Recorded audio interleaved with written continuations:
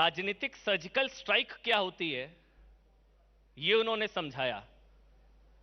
उन्होंने समझाया कि घर में घुसकर हराने के सियासी मायने क्या होते हैं। नाम तो बताने की जरूरत नहीं है ना भाई किसी को। कौन है हमारी मेहमान? जोरदार तालियों के साथ स्वागत कीजिए। केंद्रीय महिला एवं बाल विकास मंत्री स्मृति ईरानी हमारे बीच में है।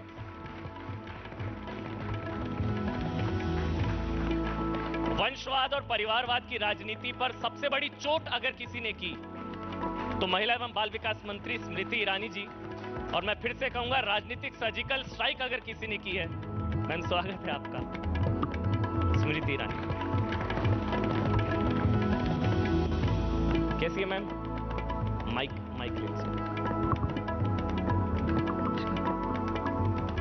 अमेठी की बेटी, अमेठी की दीदी, एक तस्वीर चलाइए। मैं अपने प्रोड्यूसर से कहूंगा एक वो तस्वीर अगर हम चला पाए स्मृति ईरानी जी के लिए, फिर उस तस्वीर की कहानी आप भी सब सुनिएगा और स्मृति जी आपको बेहतर वो तस्वीर अगर हम चला पाए। अमेठी की दीदी, देखिए वो तस्वीर है सामने, देख पा रहे हैं आप सभी?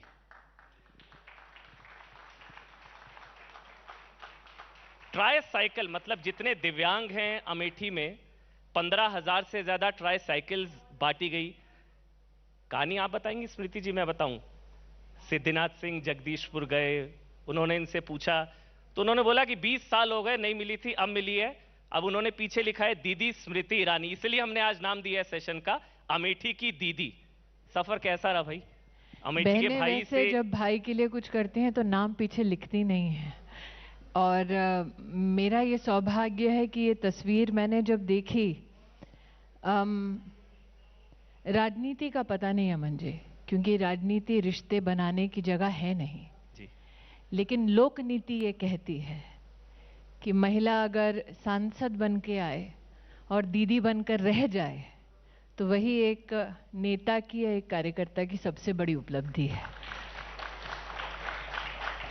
और कोई अपनी चीज पर अपनों का ही नाम लिखता है, तो मेरा नाम अगर उन्होंने लिखा है सम्मान के साथ, तो उनकी बहन होने का मुझे बहुत गौरव है।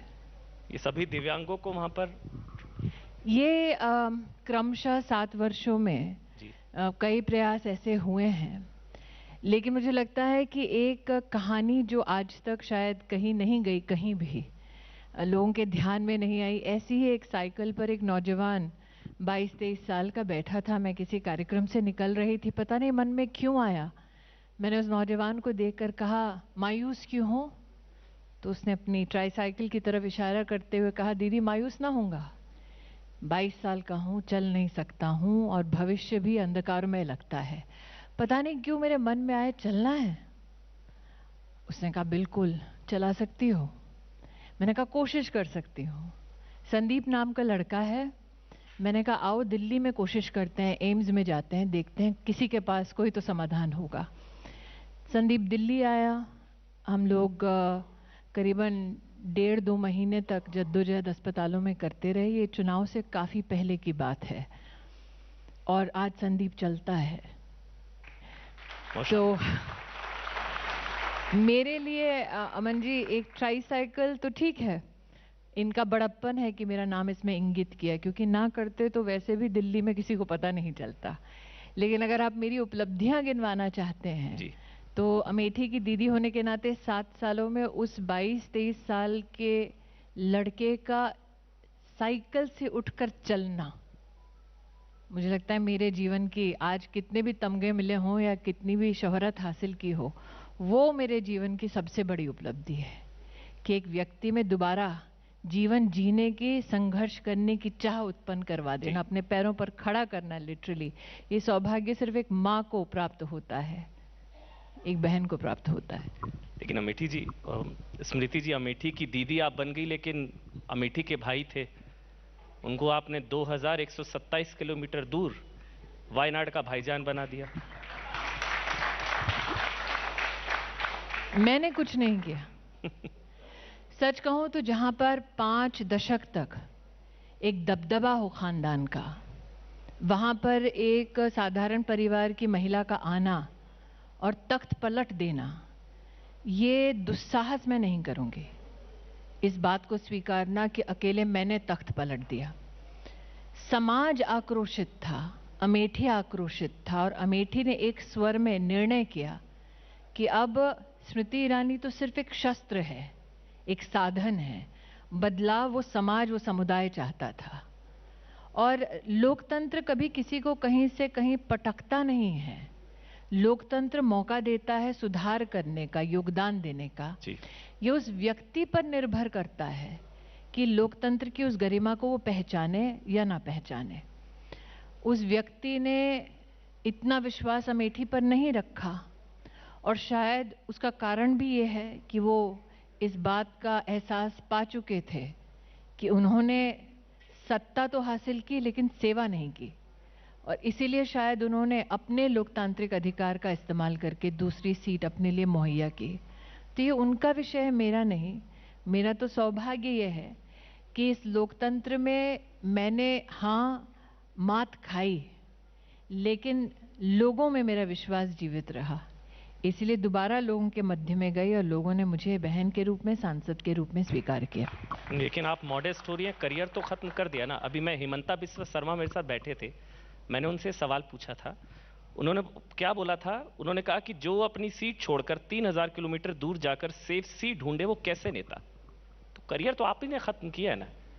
नहीं, मैं करियर खत्म करने की, आप जो इतना बड़ा मुझे मेरी ताजपोशी कर रहे हैं, उनके करियर को खत्म करने की तो लिस्ट बहुत लंबी है, कतार बहुत लंबी, और कतार के सबसे सामने वो स्वयं खड़े हैं। तो मैं कहाँ उनका करियर खत्म करूंगी। मुझे लगता है कि अमन जी, एक सेहतमंद लोकतंत्र के लिए जरूरी है, और सत्ता में रहना या सत्ता के बाहर विपक्ष में रहना, ये सत्ता का या फिर लोकतंत्र का एक नियम है। जिंदगी में हम हमेशा जीतें ये संभव नहीं। हार का सामना कभी ना कभी किसी न किसी को सदैव करना पड़ता है। लेकिन जब हार आपको गले लगाती है, तब आपका क्या आचरण है। मैं भी हारी 2014 में, लेकिन अमेठी छोड़कर भागी नहीं। वो तो जीत के गायब हो गए। आपका तो घर बन रहा है अमेठी में। जी, शायद पहली बार होगा कोई सांसद का वहां पर घर होगा अमेठी में, अगर मैं गलत नहीं हूं तो। आपका घर बन पहली बार जी है। मैंने लोगों से वादा किया था कि अमेठी में क्या क्या कार्य करूंगी। उनमें से कुछ वादे ऐसे, जैसे अमेठी का बाईपास बनाना, वो वादा पूरा हुआ। अमेठी में कृषि विज्ञान केंद्र खोलना, वो वादा पूरा हुआ। अमेठी का पहला सॉइल हेल्थ टेस्टिंग लैब बनाना, वो वादा पूरा हो गया। मैंने ये वादा किया था कि अमेठी में कभी भी डिस्ट्रिक्ट मैजिस्ट्रेट, डीएम कलेक्टर का ऑफिस तक नहीं था, उसकी स्थापना करने का सौभाग्य प्राप्त हुआ।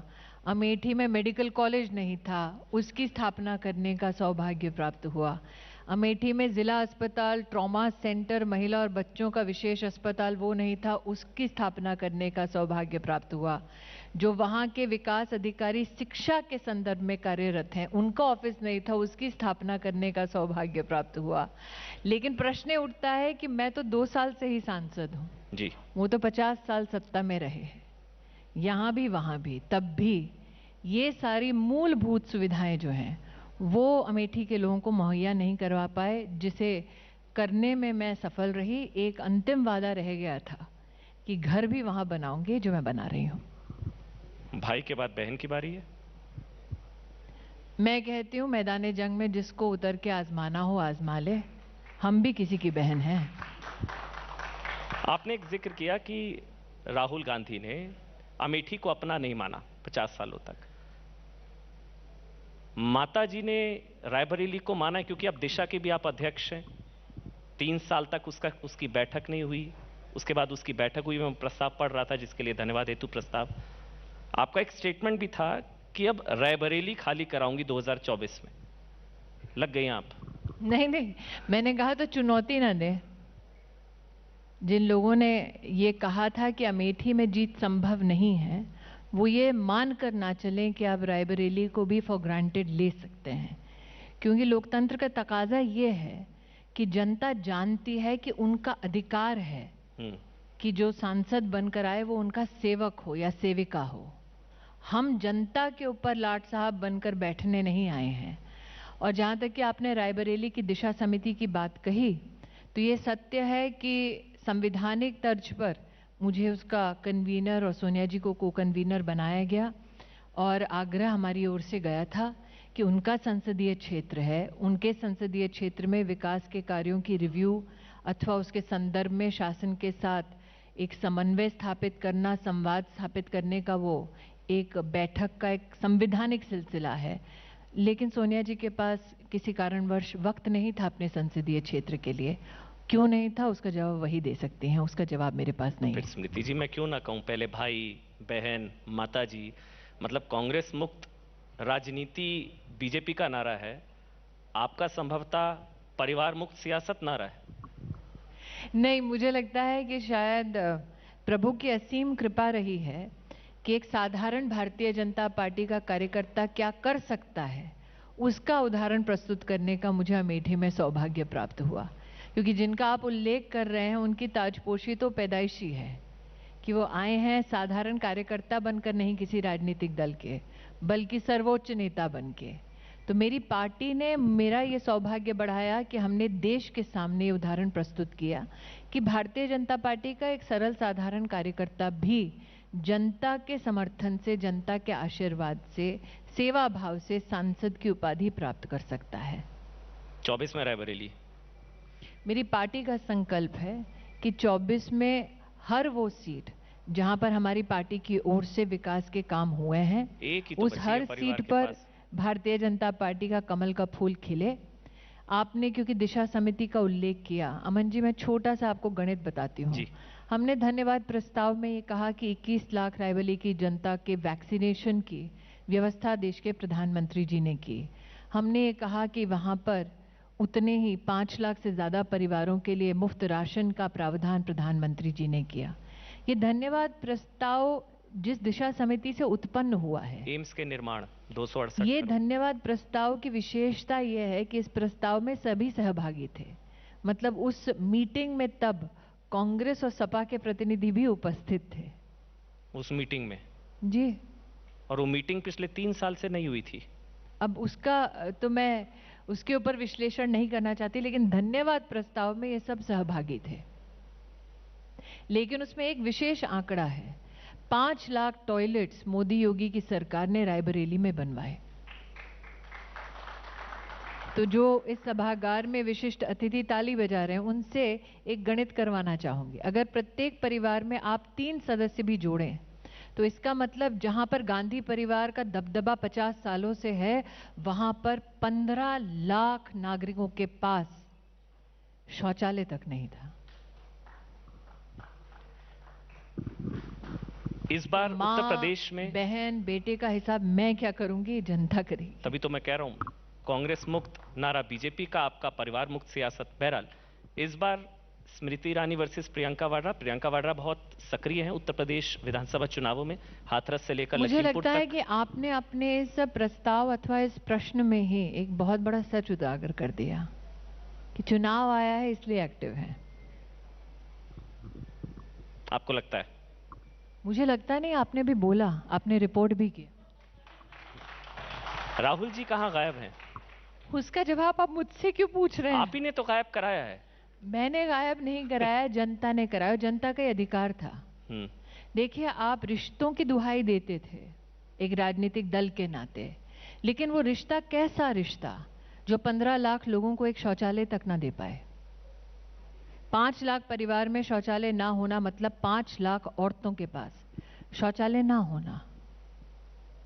वो रिश्ता कैसा रिश्ता जो एक मेडिकल कॉलेज ना दिलवा पाए। और अमन जी, मैं मेडिकल कॉलेज की बात विशेषता इसलिए कर रही हूं क्योंकि उस परिवार के ट्रस्ट ने अमेठी में 30 साल पहले भूमि अर्जित कर ली, प्रशासन से भूमि ले ली ये कहकर कि हम मेडिकल कॉलेज बनाएंगे। 30 साल से उस भूमि पर कब्जा किए बैठे हैं, लेकिन मेडिकल कॉलेज नहीं बनाया।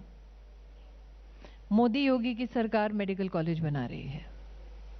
उस परिवार ने फाउंडेशन में, किसान ने जमीन थी कि फैक्ट्री लगा लो अमेठी में, जमीन को अपनी फाउंडेशन में ले ली। किसान कोर्ट में लड़ रहे हैं, वो किसानों के खिलाफ जाके कोर्ट में खड़े हो रहे हैं कि नहीं हम जमीन को कब्जा करके रखेंगे, नहीं छोड़ी अमेठी की जमीन। तो आप उत्तर प्रदेश और देश की तो बाद में बात कीजिएगा, अमेठी का जो कड़वा सच है उसका जवाब उस परिवार को निश्चित देना पड़ेगा। इस बार फिर से कि आप अगर कलेक्टर का ऑफिस तक ना बनवा पाए, डिस्ट्रिक्ट अस्पताल में सीटी स्कैन की मशीन तक ना लगवा पाए, तो आपकी सत्ता जनता के किस काम की? फिर वही सवाल, स्मृति ईरानी वर्सेस प्रियंका वाड्रा इस बार? मेरा ये मानना है, मेरी पार्टी मुझे जो दायित्व देगी और उनकी पार्टी में जितना दमखम होगा, आए मैदान जंग में देखा जाएगा। लेकिन ये निश्चित है कि फूल तो कमल का ही खिलेगा, हाथ कब का साफ हो चुका है। मैं इसलिए आपसे बार बार सवाल पूछ रहा था क्योंकि प्रियंका वाड्रा बहुत सक्रिय नजर आ रही है। मैं हाथरस से लेकर लखीमपुर तक ग्राउंड पर नजर आ रही हैं, नहीं बोल रहे। लखीमपुर से लेकर हाथरस मैं वही कह रही हूँ, आप कह रहे हैं नजर आ रही है नहीं। आपको नहीं नजर आ रही हूँ, सीरियस। मैं वही कह रही हूँ कि एक राजनीतिक कार्यकर्ता का होना और मात्र नजर आना, उसमें बहुत फर्क है। कोई चुनौती नहीं है प्रियंका वाड्रा उत्तर प्रदेश में? मैं घमंड की राजनीति नहीं करती। मैं इतना जानती हूं कि हमारे पार्टी के माध्यम से विकास के कामों के आधार पर हम जनता के मध्य में जाकर वोट और उनका आशीर्वाद मांगेंगे जी। मैं कभी इतना घमंड नहीं कर सकती कि बोलूं कि राजनीति में प्रवेश करने हेतु अथवा राजनीति में राजनीतिक जंग लड़ने हेतु कोई भी व्यक्ति अगर आए, उसका स्वागत है, क्योंकि निर्णय जनता करेगी। लेकिन प्रश्न ये उठता है, किस मंशा से आप राजनीति कर रहे हैं? क्या आप राजनीति इसलिए कर रहे हैं ताकि उत्तर प्रदेश का गौरव बढ़े, या इसलिए कर रहे हैं कि आपका अस्तित्व कायम रहे? इस प्रश्न का उत्तर उनको देना है, मुझे नहीं। वो तो कह रही हैं कि मैं महिलाओं के सशक्तिकरण के लिए चुनाव लड़ रही हूं। उन्होंने नारा जिन्होंने दिया 5 लाख औरतों को अपने ही लोकसभा क्षेत्र में टॉयलेट बनाकर नहीं दिया। उन्होंने नारा दिया, लड़की हूं लड़ सकती। मैं नारे की बात नहीं, क्योंकि घर पे लड़का है जो लड़ नहीं सकता है। और आप ये अपेक्षा करते हैं कि महिला है तो सिर्फ महिला के लिए राजनीति होनी चाहिए। विकास का काम पुरुषों के लिए नहीं होना चाहिए। पुरुष है तो सिर्फ पुरुषों के लिए काम करे।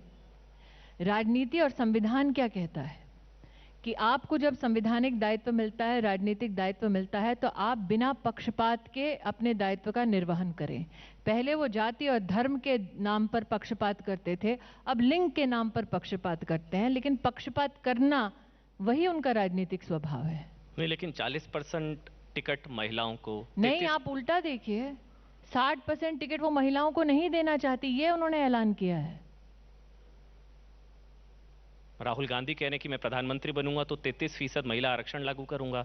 40% टिकट महिलाओं को। जब रिमोट उनके हाथ में था तब क्यों नहीं किया? अब याद कीजिए, आज भी वो मंजर राज्यसभा में भारतीय जनता पार्टी विपक्ष में थी, यूपीए बिल पास नहीं कर पा रही थी, अरुण जेटली जी भाजपा का नेतृत्व वहां खड़े होके हमने समर्थन करके पास कराया। जब उनके पास सत्ता थी, जब उनके पास रिमोट था, तब नहीं किया।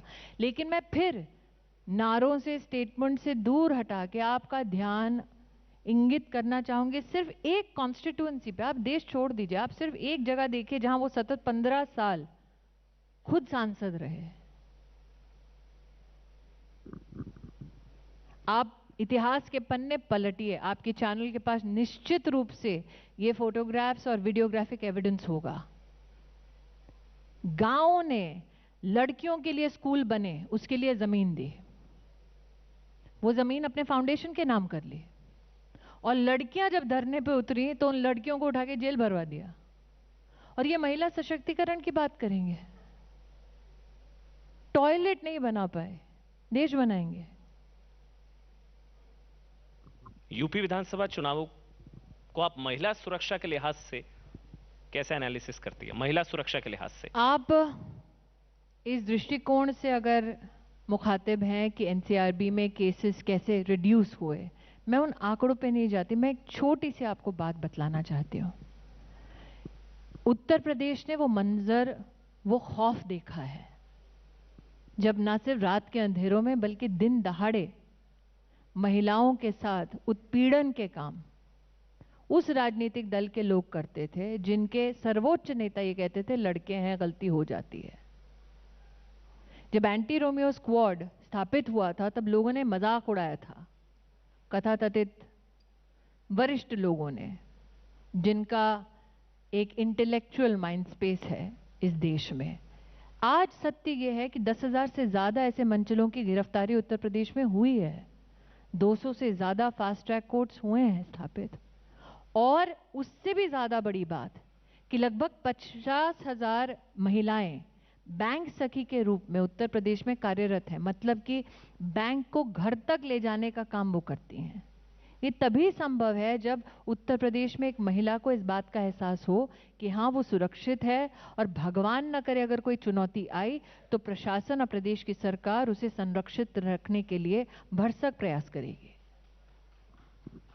जब इतना कुछ है तो फिर आरोप लगते हैं कि आप लोग मतलब भारतीय जनता पार्टी चुनाव को कम्युनल बना देते हैं। हम ही लोग, मैं भी भाजपा से यूं बोल सकते हैं, कम्युनल बना देते हैं, मतलब जिन्नावादी, अब्बा जान, चचा जान, फिर इन सब चीजों की क्या जरूरत है? हमने नहीं बोला, बोले वो, जवाब हम दे तो दोषी हम।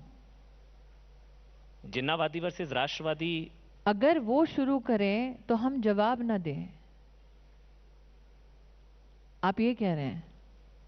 नहीं, अब्बा जान, चचा जान, अभी केशव प्रसाद मौर्य का बयान आया, आपको पता होगा स्मृति जी, कि काशी जारी है, मथुरा की बारी है। फिर शफीकुर रहमान ने बोला कि हम 40 करोड़ है, कम मत समझिए। तो ये डिवाइड होता है, ये कम्युनल कर दिया जाता है माहौल को। देखिए, आप एक लोकतंत्र का हिस्सा है जहां पर संविधान और कानून की मर्यादा में हर हिंदुस्तानी को अधिकार है कि वो अपने मत को आगे बढ़ाए या अपने एक्सप्रेशन को, अपनी भावना को अपने शब्दों के माध्यम से प्रस्तुत करे।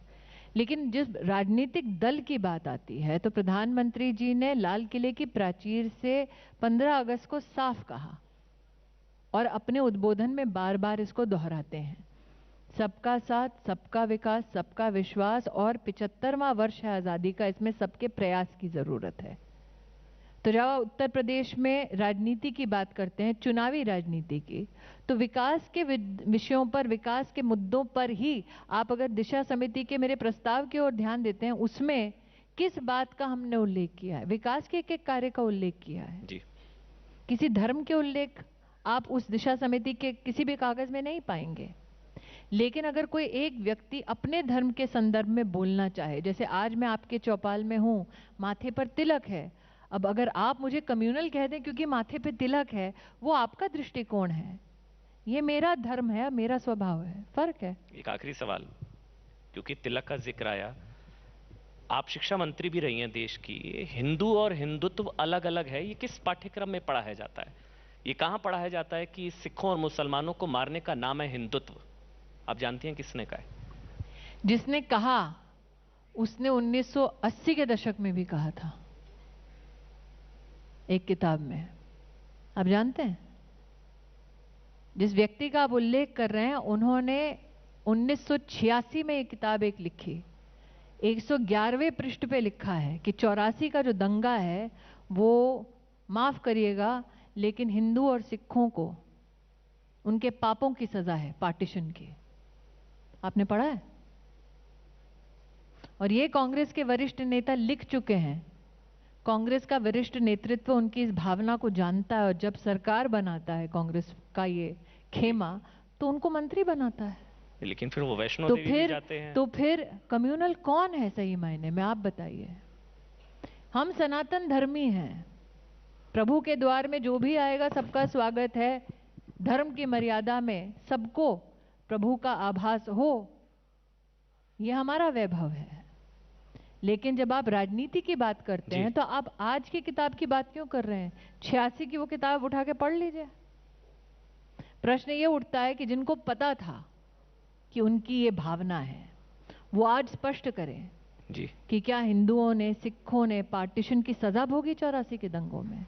क्या कांग्रेस के नेतृत्व की यही भावना है? ये जवाब उनको देना है, मुझे नहीं। आखिरी सवाल, किताब का जिक्र हो रहा है, आपकी भी किताब आई लाल सलाम, थोड़ा सा थॉट बता दीजिए बस जाते जाते। मेरी तो फिक्शन है जी, फैक्ट और फिक्शन। मेरी फिक्शन है जी। शायद भगवाधारियों से लाल सलाम की अपेक्षा नहीं होगी, इसलिए नाम लाल सलाम। लेकिन ये किताब उत्पन्न हुई आज से 10 वर्ष पहले, और 10 वर्ष पहले मैं एक टेलीविजन की डिबेट में थी जहां पर 76 सीआरपीएफ के जवानों की शहादत के ऊपर चर्चा हो रही थी, उनकी किलिंग्स के ऊपर नक्सलवादियों द्वारा चर्चा हो रही थी, और किसी लेफ्ट लीनिंग पैनलिस्ट ने कहा कि हाँ, वर्दी पहनी है तो मौत के लिए तो तैयार होना चाहिए, इसमें बड़ी बात क्या है। वो आक्रोश पन्नों पे उतरा है, कलम से, फिक्शन में उतरा है, लेकिन आक्रोश उतरा है कि मात्र एक रोमांटिसिज्म ना हो हमारे देश में जी, कि गरीब हो इसलिए संविधान और राष्ट्र के खिलाफ बंदूक उठाओ। गरीबी मैंने भी देखी है। मेरी किताब लिखने का फिक्शनल स्वरूप में ध्येय ये है कि जब तक इस मिट्टी पर जीवित हो, इस देश का नमक खाते हो, तब तक कम से कम इसके संविधान की, इस राष्ट्र की गरिमा का सम्मान करो जी। देश के टुकड़े होने की कल्पना मत करो, क्योंकि वो कल्पना कभी साकार नहीं होगी। और हमारे ही देश में दंतेवाड़ा में 76 जवान शहीद होते हैं तो जश्न भी खैर कुछ कॉलेजेस में बनाया जाता है। बहुत बहुत धन्यवाद स्मृति ईरानी जी, बहुत बहुत धन्यवाद। केंद्रीय महिला बाल विकास मंत्री स्मृति ईरानी जी, बहुत बहुत धन्यवाद। शुक्रिया स्मृति जी, शुक्रिया अमन जी। मिनिस्टर करण अभिषेक सिंह को मंच पर इनवाइट करना चाहूंगी। सर, आप आए और स्मृति जी को न्यूज 18 इंडिया की तरफ से ये भेंट यहाँ पर दें। CEO Hindi news cluster TV 18। तो एक सार्थक संवाद ही देश की नींव को मजबूत करता है। हमारी भी कोशिश चौपाल के इस मंच के जरिए यही है कि सार्थक संवाद हो, देश की नींव मजबूत हो, जिसमें हम सब मिलकर आज अपनी हिस्सेदारी, भागीदारी यहाँ पर निभा रहे हैं।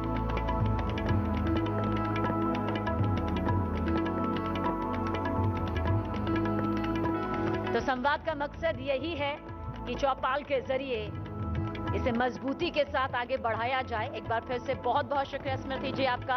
अब